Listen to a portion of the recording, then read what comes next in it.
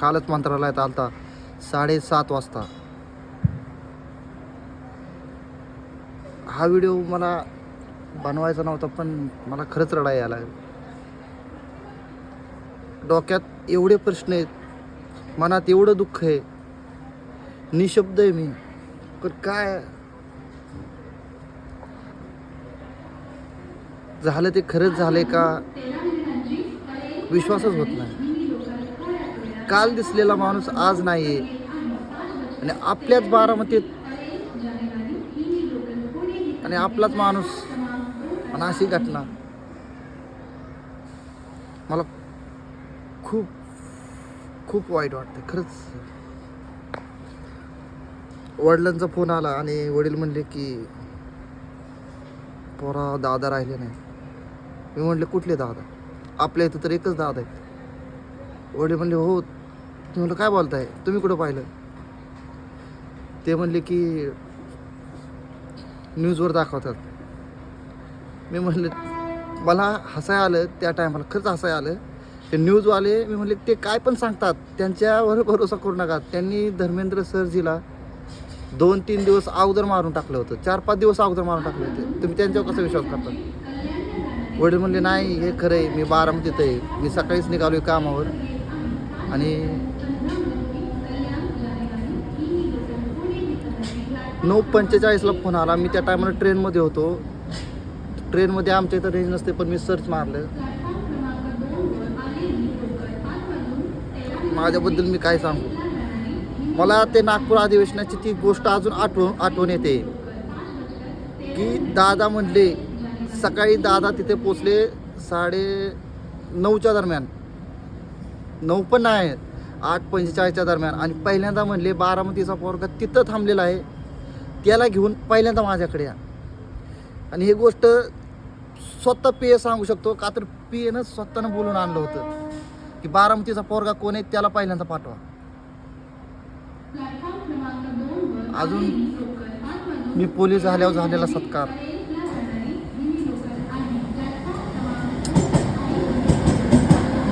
मी हक्कानं सांगायचो की मी बारामतीचा आहे. मी व्हिडिओ कुठं बनवतोय बघा. चुकून मी रडलोच तर काय आता. मी तर मागाशी रडलो. माझी बायको म्हणली का रडतंय, आता जे झालं ते झालं.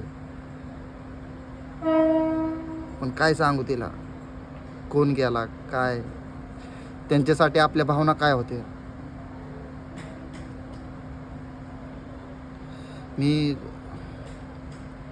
मला खरंच आतून रडायची फील येते खरंच.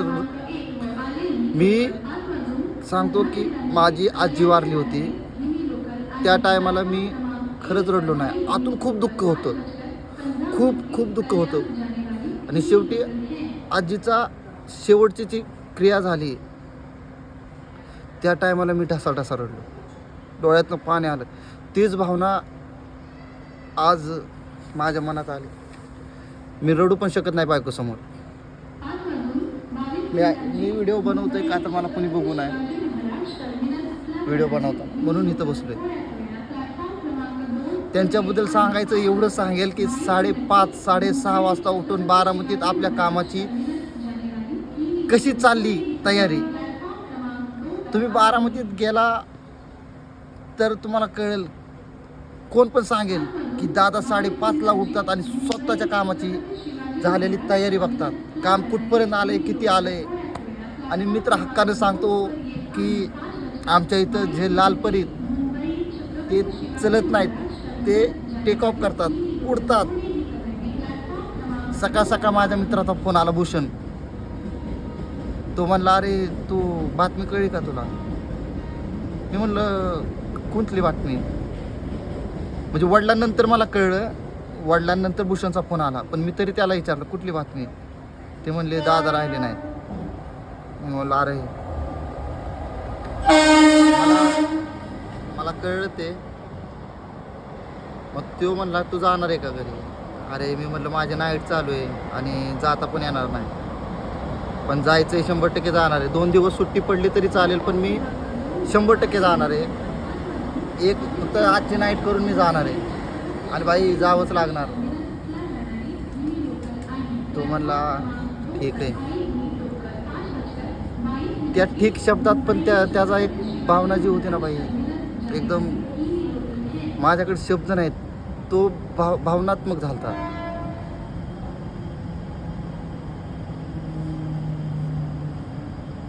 काय बोलू. आज पाहिलेला माणूस उद्या सकाळी, आज 8:30ला पाहिलेला माणूस उद्या सकाळी 8:30ला जर 9ला जर राहत नसेल तर आता काय बोलू. ह्याच्यात एक गोष्ट सांगण्यासारखी की जेव्हा असा माणूस जातो त्या टायमाला इतिहास जातो, इतिहास संपतो, इतिहास बरोबर घेऊन जातो. दादांना कोणच विसरू शकत नाही. त्यांची ती बोलायची स्टाईल, त्यांचे ते बोलण्याची वागणूक, त्यांचे तो शिस्तपणा, कामाबद्दल आपली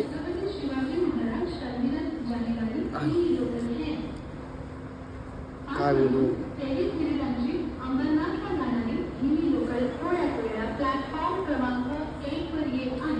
मला खरंच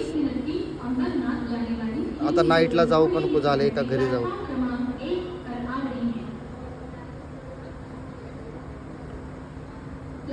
कोण पण काय पण सांगू शकतंय की हे असंच आहे, हे तसंच आहे, यांनीच केले, त्यांनीच केले, ऑपोजिशन चालले, काय असं होऊ शकत नाही. माझं पण म्हणणं आहे की ही घटना अशी सहजासहजी होण्यासारखी नाही आहे.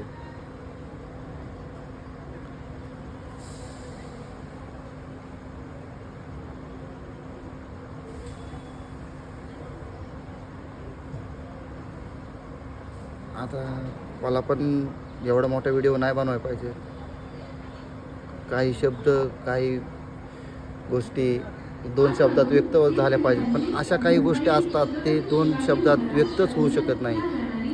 खरंच होऊ शकत नाही. 2 शब्दात कुठलीच गोष्ट व्यक्त होऊ शकत नाही.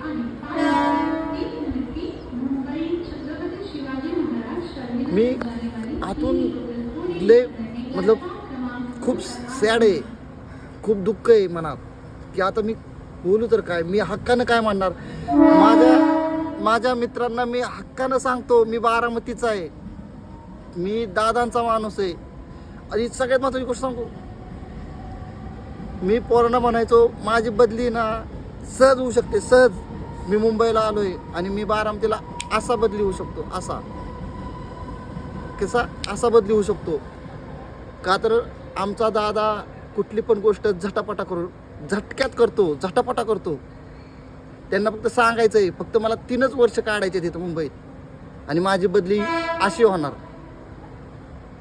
आपला माणूस हक्काचा माणूस आहे, त्यामुळं माझी बदली अडकू शकत नाही. फक्त भेटायची एक मुलाखत आणि काम होणार. आता मी हे कुणाला सांगणार, मी कुणापाशी व्यक्त होणार.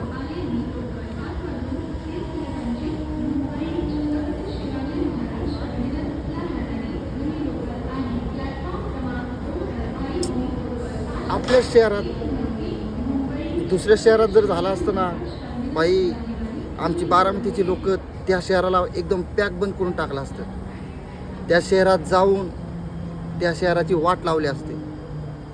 पण दादांनी बनवलेलं एवढं मोठं साम्राज्य आपल्या लोकांना एवढं, म्हणजे त्यांचीच माणसं उद्ध्वस्त करू शकत नाही. ते कुणावर राग काढणार तर कुणावर काढणार.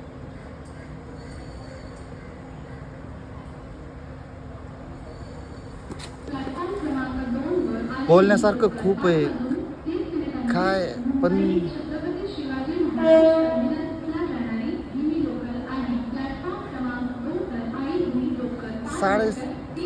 8:30ला दिसला. हो, कालची गोष्ट आहे. 8:30ला दिसला आणि आज 9:30ला खबर आली वडिलांकडून 9:45च्या दरम्यान की नाही राहिले. भाई, आपल्या माणसाला जर सारखी जाणीव करून द्यावं लागत असेल की तुम्ही मला मत द्या, मी तुमचं सगळं चांगलं करू शकतो, तुम्ही माझ्यावर विश्वास ठेवा, त्यासाठी तुम्ही सभा घेताय. सारखी सभा घेणं गरजेचं आहे? खरंच गरजेचं आहे का सारखी सभा घेणं? तुम्हाला विश्वास नाही का त्या माणसावर? खरंच तुम्हाला त्या माणसावर विश्वास नाही आहे का की तुम्हाला तुमची सभा घेण्यासाठी ते मुंबईवरून गावाला येतात, सभेसाठी येतात?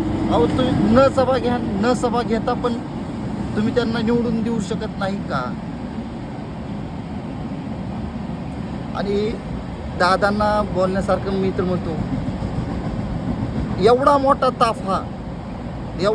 ताफ आहे गाडींचा, वांग वांग वांग वांग वांग वांग वांग वांग करत जाणारा. विमानात जायची काय गरज पडली असेल? काय गरज पडली असेल विमानात जायची दादांना? अहो घेऊन जावा ना गाड्या, सरकार तुमचंच आहे.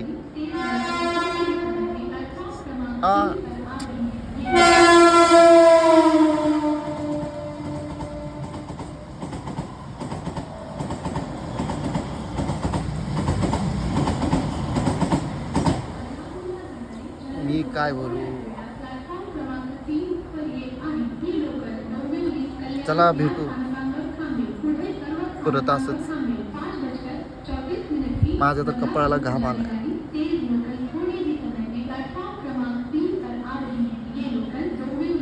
चला भेटू परत.